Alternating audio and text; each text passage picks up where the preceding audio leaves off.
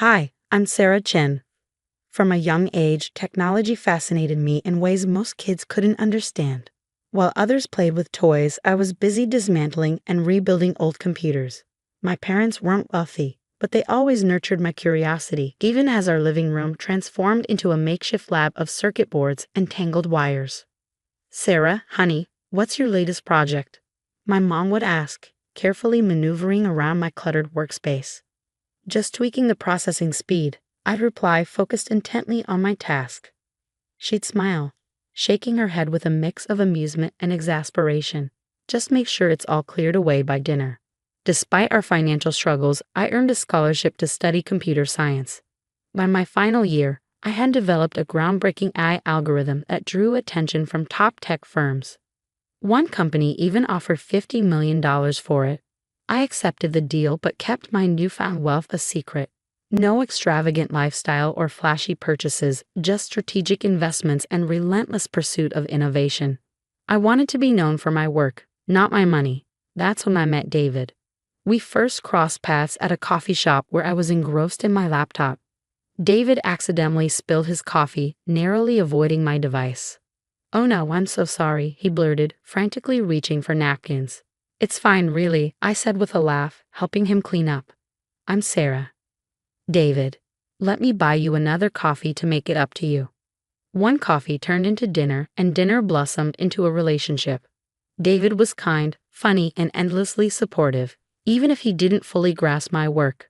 A year later, we got married in a simple, heartfelt ceremony. Then I met his family, including his sister, Jessica. From the outset, Jessica made her disdain clear.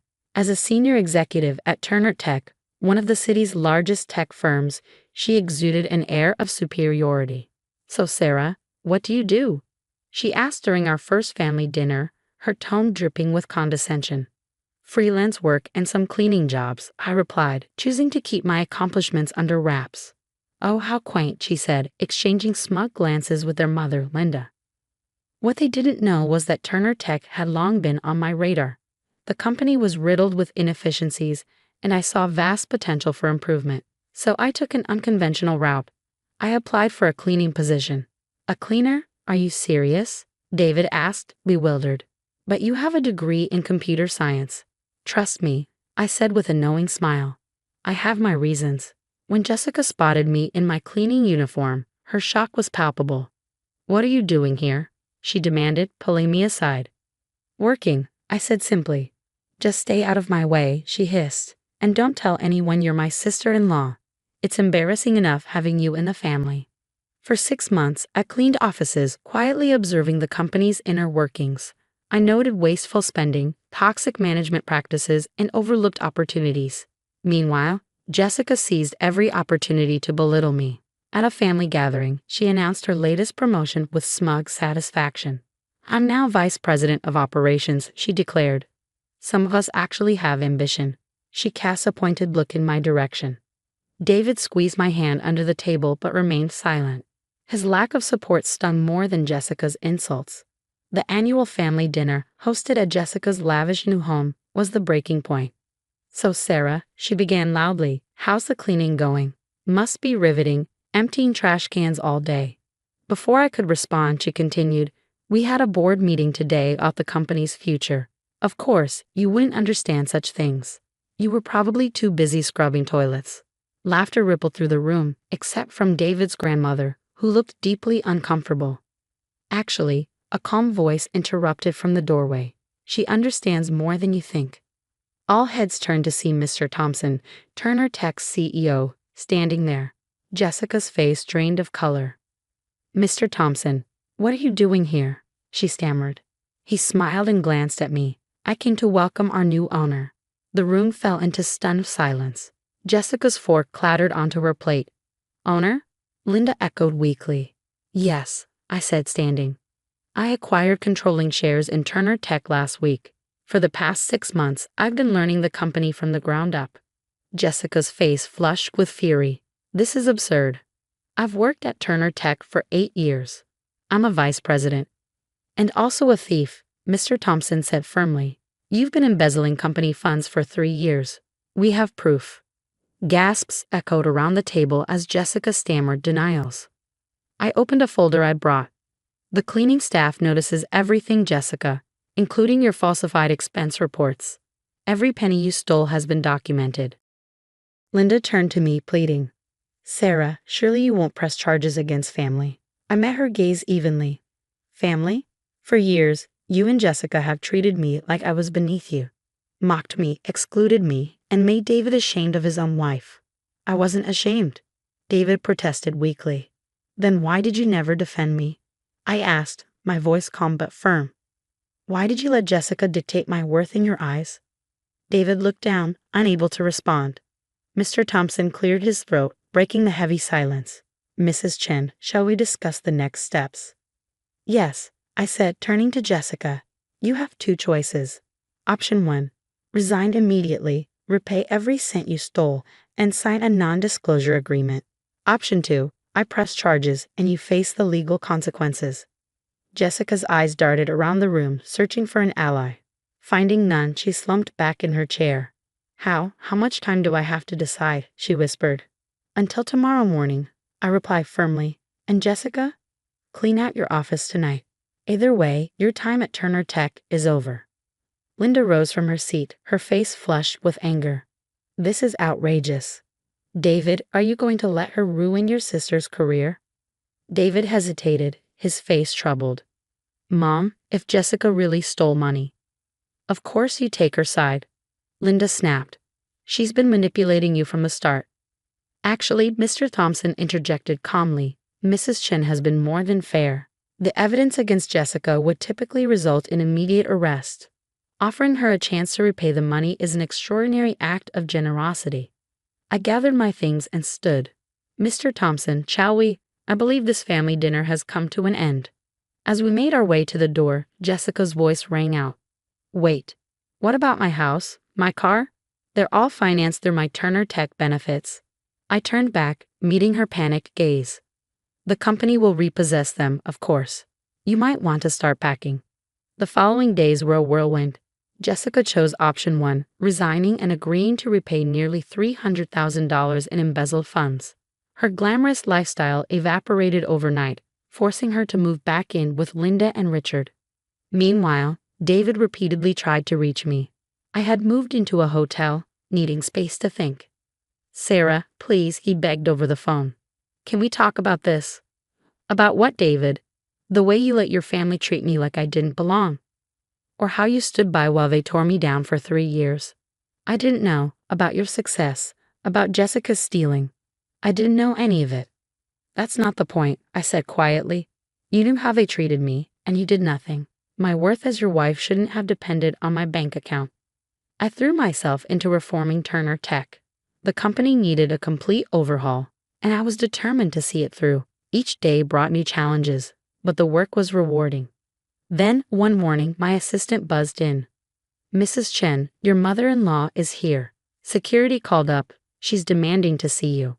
I sighed, already weary of the confrontation. Send her up. Linda stormed into my office, her face a mask of fury. How dare you do this to our family? Jessica is devastated. I met her gaze calmly. Jessica devastated herself when she decided to steal from the company. I merely exposed the truth. She made a mistake. Everyone makes mistakes. 3 years of systematic theft isn't a mistake, Linda. It's a calculated crime. Her shoulders sagged slightly as she collapsed into a chair. She can't find another job. No one will hire her with this scandal. She created the scandal, I said evenly. Actions have consequences. Linda's tone softened, turning pleading. Please, we're family. Surely we can find a way to fix this.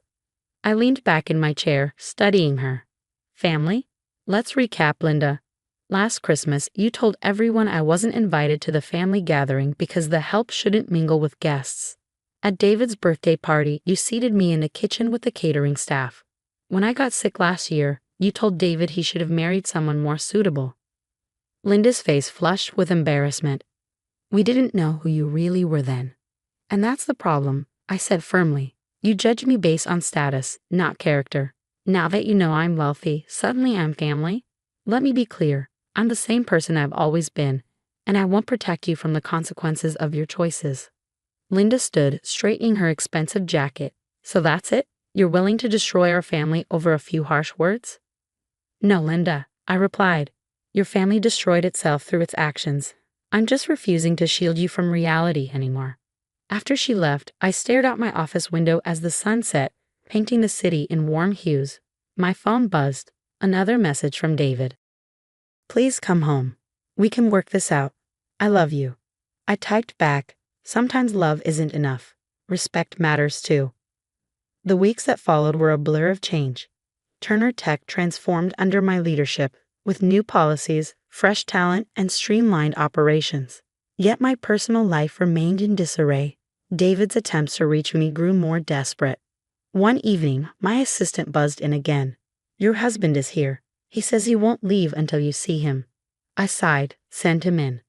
David walked in, looking uncharacteristically disheveled. His tie hung loose, and his usually neat hair was unkempt. Sarah, he said, his voice raw. We need to talk, really talk. About what, David? About us. About everything. He sank into a chair, his shoulders slumped. I've been thinking a lot. I failed you. I was a coward. I stayed silent, waiting. When Jessica and Mom treated you badly, I told myself it wasn't serious, that family dynamics are complicated. But I was wrong. I avoided confrontation because it was easier, and I let you down. Yes, you did, I said quietly. But Sarah, why didn't you tell me about your success? About your wealth? We're supposed to be partners. I walked to the window, looking out over the city lights. Do you remember last Christmas at your parents' house? Jessica joked about me being the cleaning lady who trapped her brother. Everyone laughed. You laughed too, David. He flinched.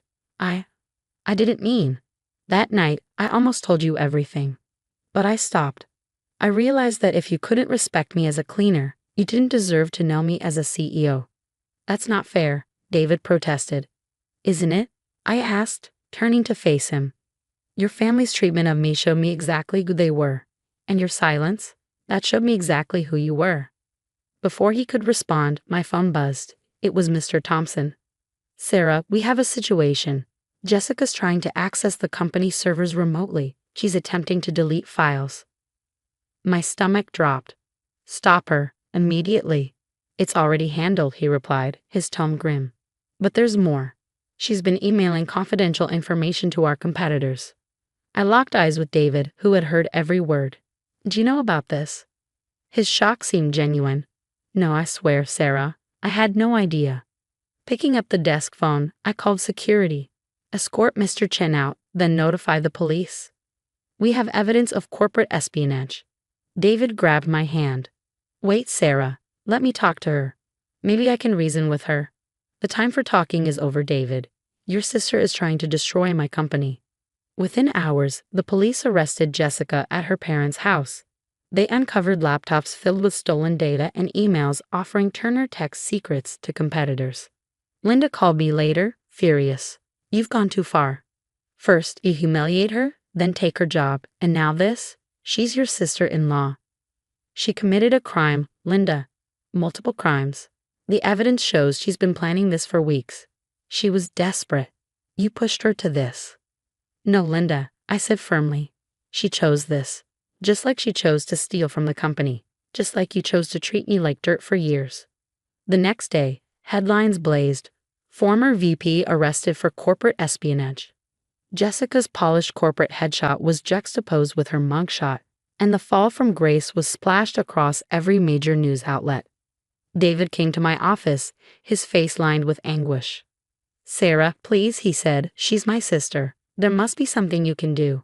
I studied him, my voice calm but unwavering. You know what hurts the most, David? Even now, after everything she's done, you're still defending her. I'm not choosing sides. Yes, you are, I said, holding his gaze. Your sister stole hundreds of thousands of dollars, sold company secrets, and tried to ruin everything I've built. Yet you're here, begging me to protect her. Again. His shoulders slumped. What do you want me to do? I want you to finally make a choice, David. Not the easy one. The right one. Are you asking me to choose between you and my family? No, I said quietly. I'm asking you to decide what kind of man you want to be. The investigation unearthed even more than we anticipated. Jessica's theft and betrayal stretched back months, costing Turner Tech millions. It prompted sweeping reforms, tighter security, stricter audits, and a culture overhaul. One evening, my assistant brought me a letter from David. "Mrs. Chen," she said, hesitating. "He said it's important." Opening it, I read the familiar handwriting. "Dear Sarah, you were right. I've spent my life avoiding conflict and taking the easy path. But in doing so, I failed the one person I vow to love and protect. Today, I testified against Jessica. It wasn't easy, but the prosecutor says my statement will ensure she faces the consequences of her actions. My parents are furious. Mom won't speak to me, and Dad says I've betrayed the family. But for the first time, I know I'm doing what's right. I don't expect this to fix things between us. I lost you long before Jessica's crimes came to light. Every time I stayed silent, every time I chose comfort over courage. I've moved out of my parents' house and started seeing a therapist. I need to understand why I let fear dictate my choices for so long. I love you, Sarah. But I understand now, love without respect and action isn't enough. Whatever you decide about us, I want you to know that I'm finally becoming the man I should have been. David." Tears blurred the ink as I reread his words. The next morning, Jessica pleaded guilty in court. She was sentenced to 5 years in prison and ordered to repay $2.3 million. Months passed. Turner Tech thrived under its new leadership, and I finally felt the satisfaction of a company built on integrity. Meanwhile, David started volunteering at a tech center for underprivileged kids, a cause we had once dreamed about together. One evening, as I was leaving the office, I saw him waiting by my car. "I'm not here to ask for another chance," he said quickly. "I just wanted to thank you." "For what?" "For showing me what integrity looks like, for making me confront the truth about myself." For a moment, we stood in silence. Then I spoke. "Would you like to get coffee sometime?" "Just to talk." A small smile crossed his face. "I'd like that." 2 years later, Jessica remains in prison. Linda and Richard have relocated, and Turner Tech is a leader in both innovation and ethics. David and I have built something new, an honest friendship founded on mutual respect. Looking back, I realize the hardest battles aren't for money or power, but for dignity and self-worth. I won that battle by refusing to compromise my values. The sun sets over the city, casting golden light on the Turner Tech building. Tomorrow brings new challenges, but for now, I'm at peace. True wealth lies in integrity, courage, and the strength to stand tall, even when the world tries to pull you down. And that, I've learned, is priceless.